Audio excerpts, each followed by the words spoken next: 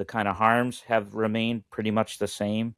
About 700,000 ER visits, 350,000 hospitalizations, 125,000 deaths, completely avoidable by taking your medications correctly. That turns out to have climbed from the $320 billion avoidable problem to half a trillion. Have you ever forgotten to take your medication? It happens to millions of people annually, and medication adherence is one of healthcare's biggest unsolved and costly problems. Today, we're going to be exploring how one startup is trying to fix that. Well, my guest is Tony Stearns. He's the CEO of IRX Reminder. The company is building a smart medication management technology designed to help patients stay independent and take medications safely. Their platform connects patients, families, and healthcare providers so medications are managed together. What a great idea. Later in the episode, Tony also explains how subtle changes in behavior can signal when something is going wrong with a patient's medications, and how technology can help detect it early and avoid a crisis. Well, let's get started. Please welcome Tony Stearns.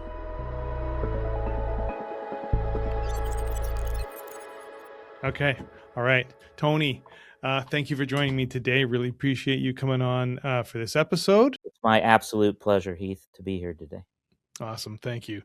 Why don't you start with introducing yourself and tell everybody about your company? Well, I'm Tony Stearns, the founder and CEO of IRX Reminder. IRX Reminder is a platform for medication adherence that's really focused on utilizing AI enhancements to help people remain independent longer, particularly when they're challenged by the need for critical daily medications. And at what point did you find this vision or this inspiration to go into this venture? Well, in my research on dementia, we were seeing that people were losing their independence because they weren't able to take their medications correctly. Sometimes not taking it, but often taking too much, and that would lead to a health crisis. They'd get ahead in their pillbox and end up in the hospital, and then they would move into some kind of senior community following that failure. And I thought there was a lot of technology around helping people, kind of put a fence around themselves, but there wasn't really good technology to help people overcome the limitations of the 7-day pillbox and the digital watch combination, which I think is our major competitor. So so I thought that would be an easy problem to solve, and here I am, nearly 20 years later, right at the edge of solving it. 20 years in the process. It took a long Wow. time for the world to catch up with our vision, as it turns out. I don't think our intentions have changed much over that time, though we've learned a lot. But I think the problem was always there. An understanding that people had trouble taking their medications. The kind of harms have remained pretty much the same. About 700,000 ER visits, 350,000 hospitalizations, 125,000 deaths, completely avoidable by taking your medications correctly. And that turns out to have climbed over that time from around a $320 billion avoidable problem to well over 500 billion. Yeah. That's just from not taking the drugs either on time or at all. It's just sort of a misuse of the programs, whatever program they're on, whether it's a clinical trial or if they're actually in some sort of treatment program. I mean, just take a look at the pillbox, the 7-day pillbox you'd pick up for your grandmother for $2 at Walgreens or CVS, or order on Amazon, I suppose, in the modern vernacular. Right.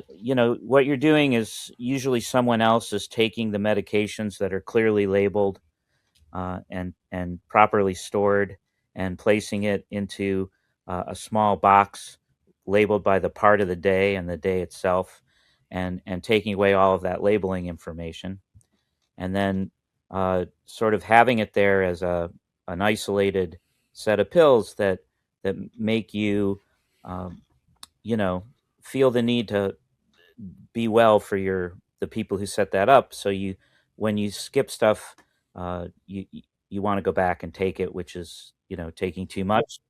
Right. And then if you don't have Right. if you have some cognitive impairment, you're going to lose, uh, your time sense and everything about the reinforcement is taking your pills. Did I take my pills?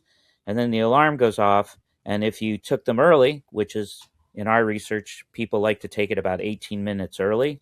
So if you have short-term memory loss, for example, you might not Right. remember taking it. The alarm goes off, you take it again. Another problem is that if there's a change, right, you have to know to take out the little blue pill and put in the little white pill. And so usually some Oh my people God. don't do that right away, or they wait for the week to go out, or they start taking the other pill, but they don't take out the other one that's in the box.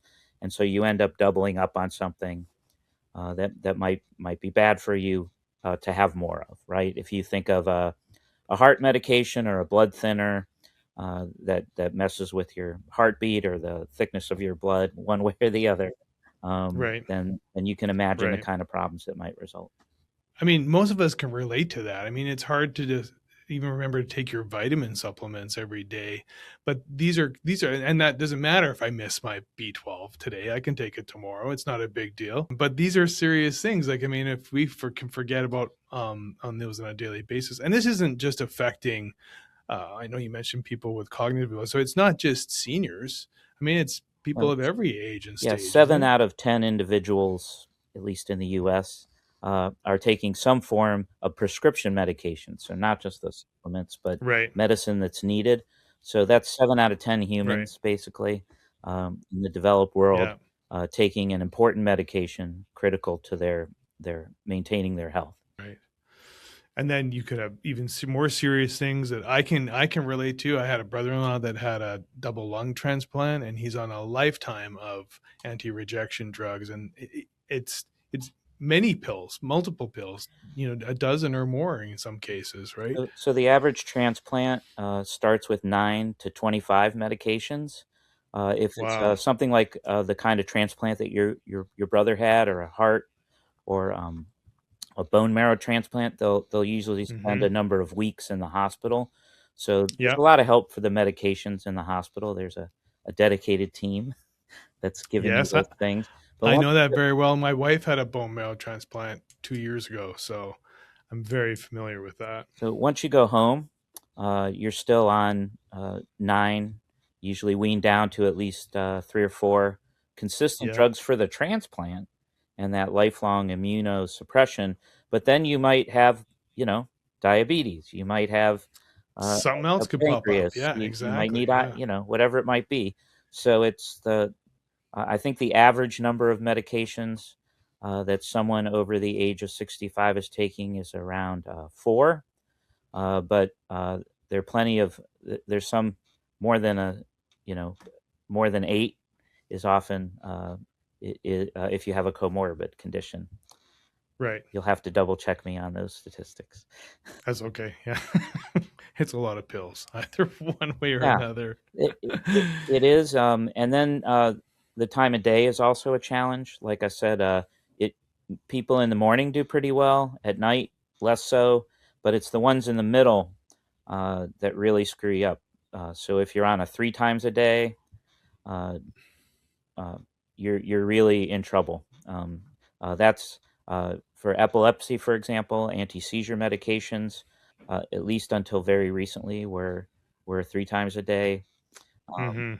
but then if you're taking things you like to take at lunchtime, or you need to take middle of the day in order to avoid adverse effects in the morning or at night, um, then there are other complications. Well, let's talk about what it is you've come up with to as a solution to this, because there are things out there. There's things like, you can get bubble packs made through your pharmacy, and there's those pop-up little cap boxes, and there's, like, I think you said, there's reminders on your phone or whatever. There are things, but they're not foolproof. No, so I think there are two things that really challenge that this behavior of taking your medications. Maybe three. The first one is that you do it in the same place every day at the same time. So when you're trying to remember if you took it, you don't remember because you can't be really sure. So, like, you walk out of the bathroom, did I take it? I remember taking it every day in the past, but is that a false memory? So there's that. Uh, so one of the things the pill packs are supposed to help you do is if you look, um, you can't find that day, but they're not always neatly stacked. They get scattered, and if there are changes, right, you got to take something out and put something in. Those are some of the faults of pill packing. If you have a very consistent schedule and you're good and you only take them in the morning, that is a great solution. Right. As Or if long you as only you're have a few, yeah, right? If you yeah, have only a few to take too, because you only have so many in a bubble pack, so yeah, you're limited that way as well. and as long as they can touch each other, right, which is another limitation of some Oh, drugs. right, right. They can be in the same compartment. Yeah, because that's another thing. Yeah, you're right. So there, so the next thing is sort of like I said, people want to take them a little early. They don't want to.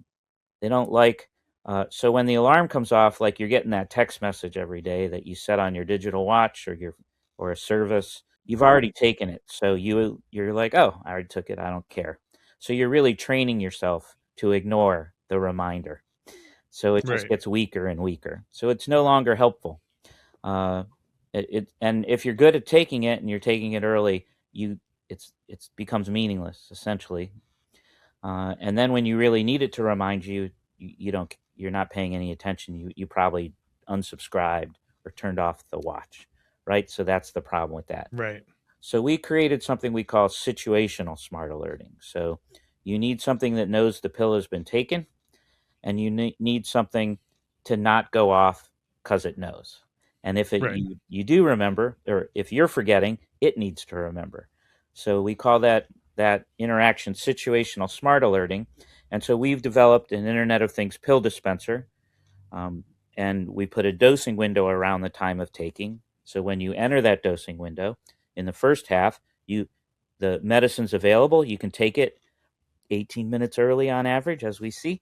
Uh, and then you don't get any alerts. It just you take it, shuts down. It's not available till the next window. So if you are forgetting in that second half, that's when you get an alert to your smart environment, your smartwatch, hmm smartphone, your smart speaker, and then if you're actually forgetting, uh, we put you on what's called a daily intelligent action list, the dial, and that's shared with the care team, and that care provider can make a decision about what to do. Um, so we're focused today at IRX Reminder on serious uh, um, behavioral health diagnoses like schizophrenia, bipolar disorder, depression. So right, we want to make sure that those critical daily medications are taken, and if they're missed, we want to be able to act. Now, sometimes it might be because folks come in on a weekly basis. You're expected the next day, so we might wait to see what happens. But we also might send off a text reminding you of that appointment, and that you should be sure to take your meds before the appointment. It might be we give you a call. It might be in a critical case, like we know you're on probation. We want to make sure that you're going to make it tomorrow. We might send the case manager out to your house in the afternoon to see that everything's okay. Now, why do people not take their medication is the next question you should ask. Why don't people take their medication, Tony? So often uh, there are a number of reasons. Sometimes they run out. Some they forgot to fill it. So that's another challenge that needs to be taken care of. So IRX Reminder helps with that as well. Sometimes they feel good and they feel like they no longer need that medication. They're healthy, but some medications are chronic, and you feel healthy because you take them every day.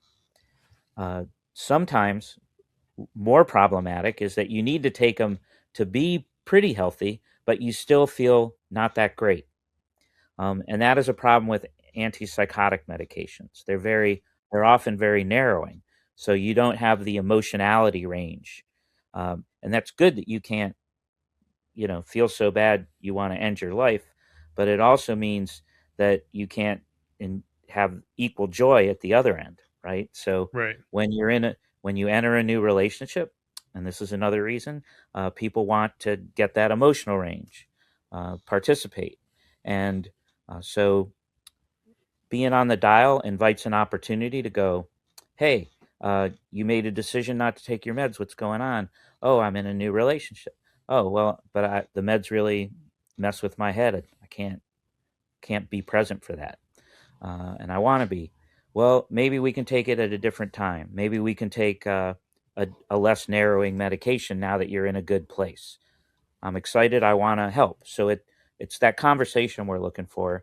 Um, uh, and I think if that's the accountability that you gain from being on the dial, then that's going to be okay. That's I think And everybody's up for that. this is a one-on-one conversation with a human? It could be if that case manager showed up at your door or you got a Right. phone call. Yeah, Right. that's the idea. Uh-huh. So Wow. what else?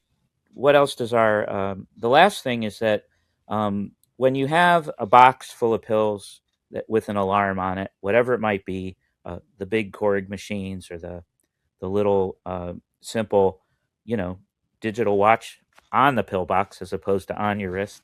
Right. Um, what I call that the temple of pills calling you over to worship, right? So nobody likes this inanimate object telling you, "Hey, you're sick. You got to come and worship at me. Take my offering." So I think that leads to a negative relationship with your medications. What we try and do with the IRX reminder system is that you get an alert, and it's like you have something to do. You get it where you not from the temple of pills. Our device doesn't make any noise. It comes from where you usually get alerts to remind you to do something. So that's I think that's an advance. Plus, you have to decide. You're always making the positive decision. Oh, I have something to do with IRX reminder.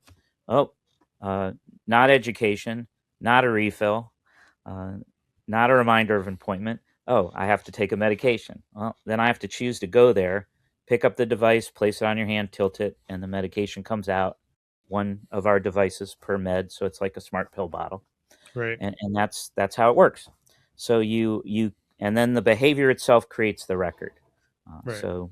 That's a Deming principle I learned in my engineering days, that you want to build in the quality is the idea, that by taking the medication you are creating, you're doing the behavior you're supposed to, which is according to Bandura reinforcing of that behavior. You're more likely to do it in the future, and then you really create. It turns out to be a form of operant conditioning. So essentially, when I was on this, taking a daily medication for a number of years before I went to a long term shot, um, that daily pill, I would wander into the kitchen in the evening and I'd be like, I had dinner already. Why am I here? And then the light on the pod would come on, and I felt like, oh, I'm a cat waiting to for my auto feeder to present to me. So it really does. I mean, I can speak from personal experience that it becomes Right. innate, and that the you don't really need the alarm very often. And I was regularly achieving 93%. Usually, you miss once. There's a weekend you're out or something. Right. That's always what happens. And in fact, I always found Saturdays to be a problem throughout my researching, which we Oh, can. really? Lack of Uh, routine for that day, maybe, eh? Something like uh, that. well, so my first study was in stroke recovery. So Mm. we had and this is in the early 2000s, 2004 maybe. The article that documented this work came out in 2006 or so. But the people would go in, would have a mini stroke, a transient ischemic attack, and go into the hospital. They'd have an NIH stroke score less than 5 and would go home. So they weren't going to rehab or staying in the hospital more than 24 hours. They would go home, but they still had all of the problems of stroke recovery. Their time sense was messed up. They were, they would sleep for 20 hours a day.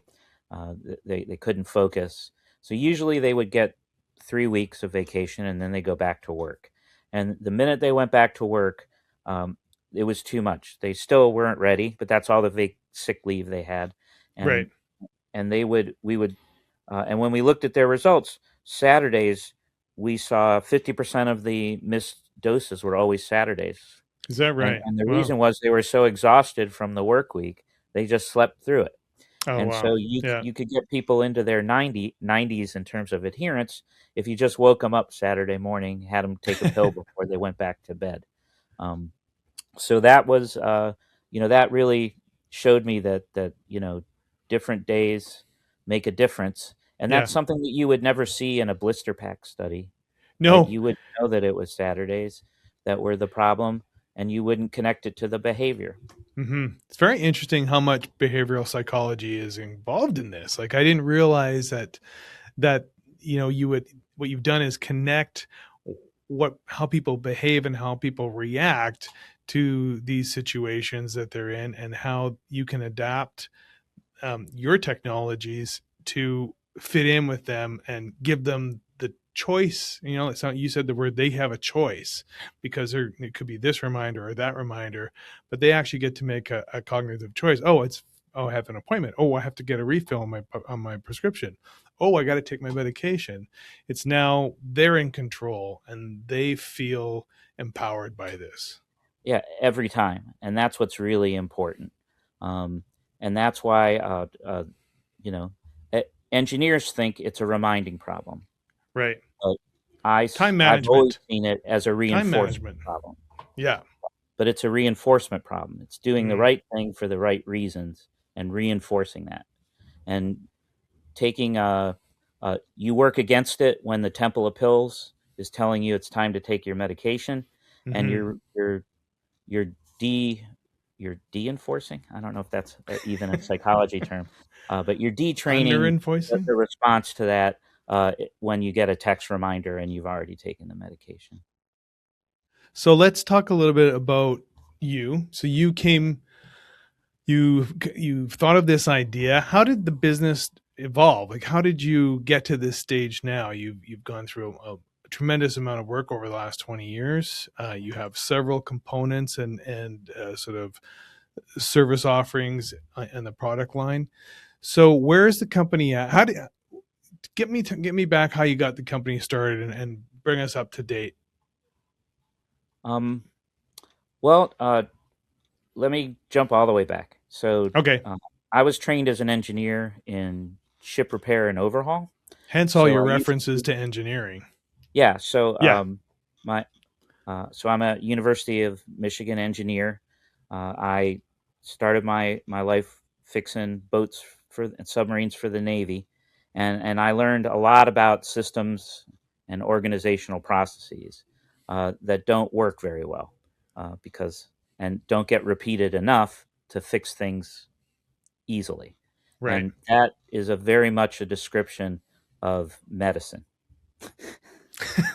So there's Yes, you're a lot of right. parallels between uh, repairing old ships and repairing old people. So uh, that's the uh, that's my old joke. That's a, So that's your the takeaway. yeah, through that process, through that process control, when I began to see when I began to learn about psychology and behavior, uh, the the phenomena. So 5-year-olds are very similar. Uh, I mean, there's a range, but compared to 95-year-olds, they are who are not at all alike. No. They're completely individual. So there's a growing heterogeneity across the lifespan. One of those things is your health experience, your health condition, and that very unique to people. Uh, I mean, we share the same disorders, but we don't share the same ability to handle them. Right. To cope. Yeah. So Yeah. we saw this in dementia as well, where people's executive functions fail, and but very uniquely. Every no uh, nobody has the same kind of exact tangle in the same place, and even if we did, it wouldn't. Every brain's unique. Right. So I really saw that. Um, but it led to a set of solutions that we call cognitive prosthetics. And so our early work, building on the work of Cameron Camp, applied Montessori approaches to which are usually for kids learning Right. to older adults. So um, if you think about how to support those cognitive works, we created, in a sense, a cognitive prosthetic to help people socialize in memory units, a program called the Memory Magic program, which you can find at memorymagic.com.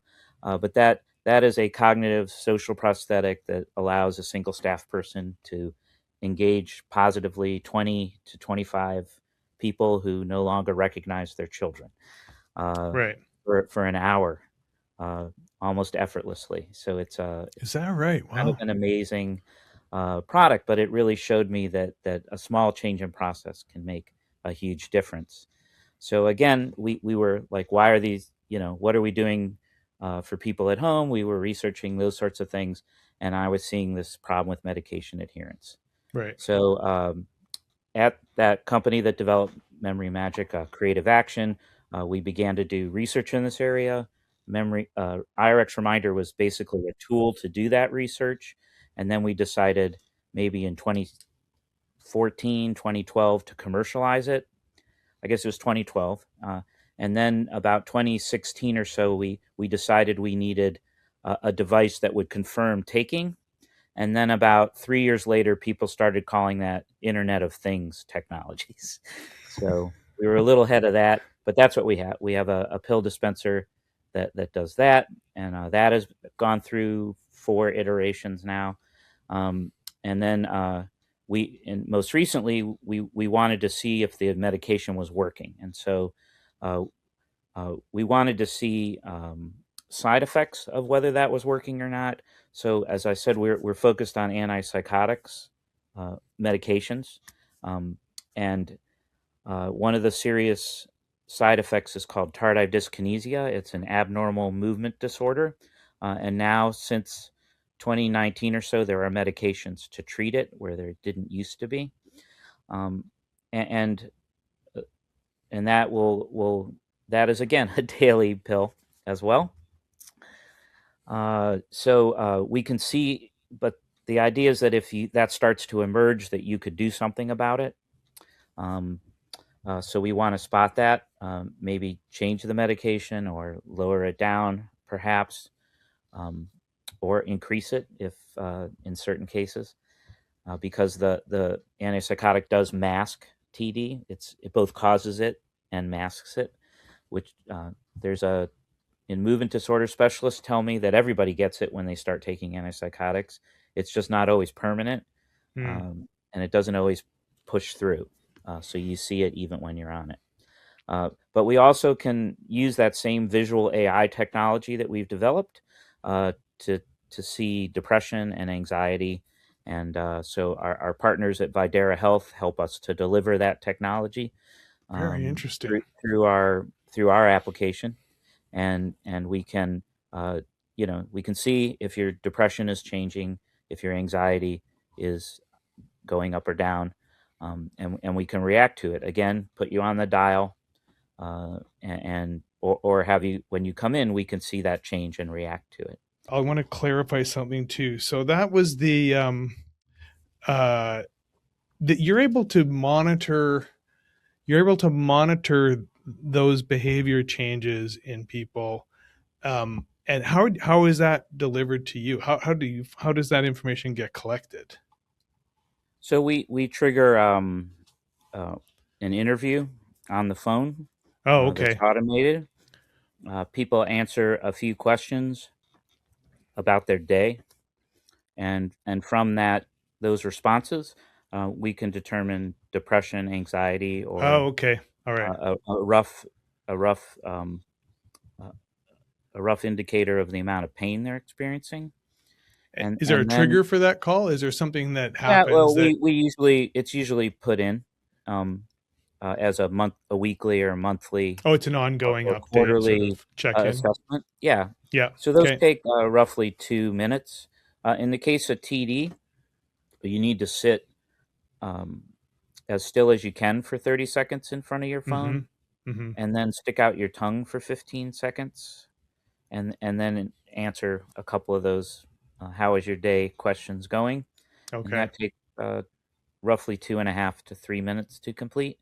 But normally, that assessment would take a highly trained psychiatrist who has a lot of training to get even to the point of being a psychiatrist, Mm-hmm. and and then to be able to do that, or a movement disorder specialist. And the problem is that they're not really training psychiatrists to do those assessments any longer. Uh, and then they don't want to do them very much because they don't get reimbursed. They like to work in 15-minute increments, and it takes more than almost 20 to 25 minutes to do one of those assessments Mm. properly. Though most people, again, accelerate them. Uh, so you can usually spot tardive dyskinesia that's severe Mm-hmm. right away, right?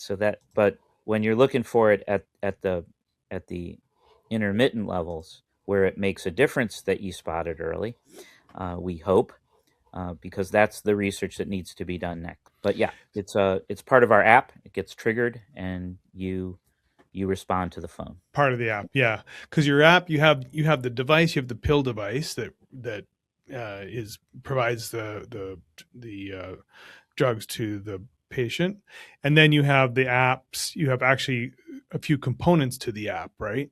A few levels Yes. of information that you can collect, and they're depending on the individual what level of applications they're going to be needing access to, right? Well, we originally envisioned that there'd be an education component. So, like when you were recovering from your stroke, you could get that support. You could see that you were getting better because you were beginning to take more and more of your medication on your own, and that would be an indication of continued support and recovery because that's what you need for Medicare, Medicaid to continue Right. with regular visits. We could build podcasts. Essentially, we didn't call them that 15 years ago either. but Information but our seminars or but our talking PowerPoint, I believe, is what we called them. yeah. Uh, and yeah, and so and then the cloud, sort of this component that connected back to the care team, which eventually also was emerging as the electronic health record, or electronic medical record platform, right? So So today, where are you at in the company today? Right now, where we're speaking, you've got what's up? What's the offering at the moment? well, uh, we're trying to finalize the transition and cross that that valley of death, the chasm, uh, uh, from a research tool that is where all the components have been tested and validated to something that we can grow and scale. And so we are we have uh, two projects that we are seeking small business innovation research funding for. One focused on antipsychotics, and one focused on providing support for buprenorphine for fentanyl addiction. And those include the necessary funding for contract manufacturing, uh, the testing and quality regulatory quality management that needs to be set up for that, and then the FDA clearance activities that we have. We're also doing traditional fundraising to support that as well, which is why we were at JPM Healthcare this past January, and continue to talk to investors on a weekly basis.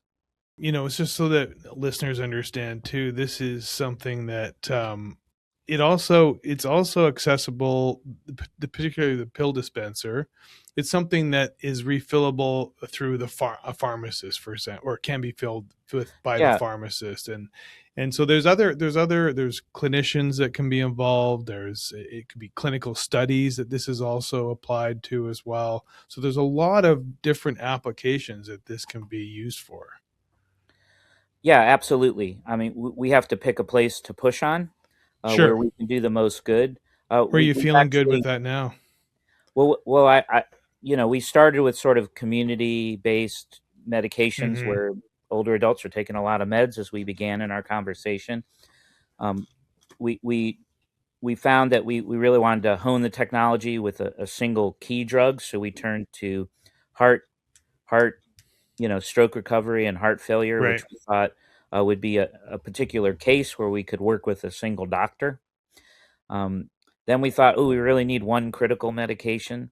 So we turned to oncology, where people have, so oral oncolytics represent uh, somewhere closing in on 25% of all oncolytics now. So we're moving further and further away from infusion Mm-hmm. over time. And so that's, but people have the same trouble taking their medications. The Sure. challenge for us was that um, we were having. So I had the opportunity to work with the University of Michigan, and we were impacting. It was hard to really bring them from the number three best cancer center to the number two best cancer center. So the lift simply by using IRX reminder. So we were looking for a place that had more impact. So we signed up for the National Institute of Health National I-Corps program, and they had us take a look at behavioral health and oncology and sort of general medication taking and cardiology, and that's where we really discovered this focus on behavioral health, Mm-hmm. where and so the problem there is that behavioral health organizations have about 25% of their folks disengage from treatment every year. Mm-hmm. So that's a pretty high turnover. That's Uh, huge. Yeah.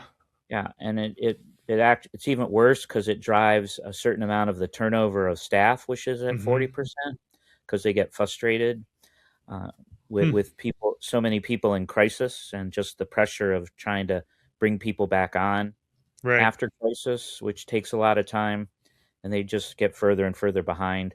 So, and that costs about a third of revenue to a behavioral health organization. So, Wow. if all things went right, they'd make $21 million with 4,000 active patients, but they only see 14,000. So they're always sort of cash strapped and understaffed as a result. Wow. We think that we can turn that around, and that's really our value add in behavioral health. But we can increase the independence and stability of the patient for themselves. We give them the tools to be more responsible, Mm-hmm. and we also, instead of just seeing whether somebody comes to an appointment or not, because we only do things in the clinic, we can now know that someone was fine yesterday and is not fine today, and we Mm-hmm. can direct our very limited resources to helping them stay engaged. And so if we can turn that 25% into 5%, because people still, I'm fine and I'm not taking this drug anymore, and, and run out of money or disappear, whatever it might be. Mm-hmm. But if we could take that extra 20%, that's a lot more revenue. In fact, it's about 70% more revenue in terms of the extra work for re-engaging. So we really can make a real difference to the bottom line in behavioral health if we can prove that number to the world following investment. So that's what I was going to ask you. So what's preventing you from going there is that investment to help you prove that you can actually reach those numbers or make be successful in that lane. Yeah, we have so we've done all the development. We're at essentially a design lock phase. We found our contract manufacturer. We've actually made some of the parts, but we need to stand up a quality management system within connected to the contract manufacturer. Uh, have those. We need to build that quality build process. Um, we need to show that is a successful process by running a number of batches, which is how you do that sort of thing. Then Mm-hmm. we report that. We use those devices to pass two tests: our radiation test and our safety test, which is basically like it doesn't cause problems with your cell phone, and it doesn't kill you if you open it. Mm-hmm. That's unlike Yeah, the that's important. like some like old TVs used to have that problem. If you touch the capacitor at the Right. back, it would Right. stop your heart. Um, and I guess if you had a powerful enough effect, you could stop the radio from working. Uh, Thus, the old warnings not to use your phone in near the heart machines. Right. Um, so we have that FDA work to do, Mm-hmm. and then we'll be able to scale without needing to do it under the auspices of an institutional review board, which is how we do the work we're doing now, I which see. is Yeah. as a research project essentially. But any time you do anything first in healthcare, you want to research it so it's not a burden, but it does keep us from scaling. So we have those few things to be ready to grow as fast as we can, Mm-hmm. and we're raising the dollars to do that. And again, the research work that we're also funding through federal work through federal grants will do that. We'll support that process. So we'll get there one way or the other. I have no doubt. No doubt. Excellent. And if the check floated down and landed in your lap today to get to pay for everything you need, how long would it take you then? If money was So no object, how long would you be yeah, before you'd be in them?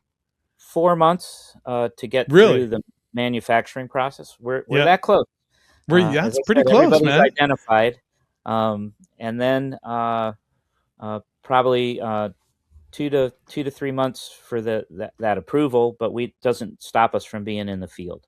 So 6 to 9 months, we'll have demonstrated the numbers I need to demonstrate, and then we can take on the next. We can take on that Series A level investment and scale, growing from the 2 to 5 uh, beta customers to that all of them, the 15,000. Uh, You're so uh, close. It's within reach, hey? Yeah, that's well, crazy. we've That's we've been amazing. on that. I call it the March of Zeno, right?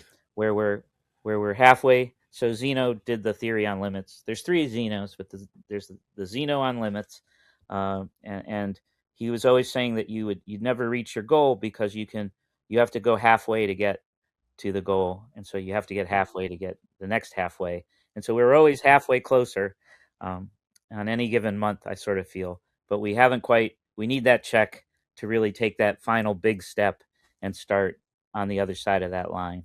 Right. Is that as CEO, and is it the toughest part? Is the pitching and finding the funding, or do you have are there other obstacles that you find It, more grueling? well, when we're only raising, it leads to time to do other things to keep your house and your car.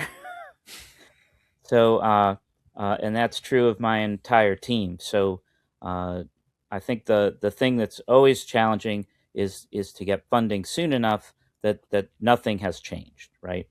I think in COVID, uh, we were in design lock for so long and because of the supply chain changes, there was a whole new set of technologies. Now Right. the world did wake up to telemedicine. Sure. That was a big and delivered pharmacy. So That those changed things that things. we were Yeah. always saying wouldn't be too hard, uh, and or we already knew how to solve. No one believed us. Hmm. Were easily solved.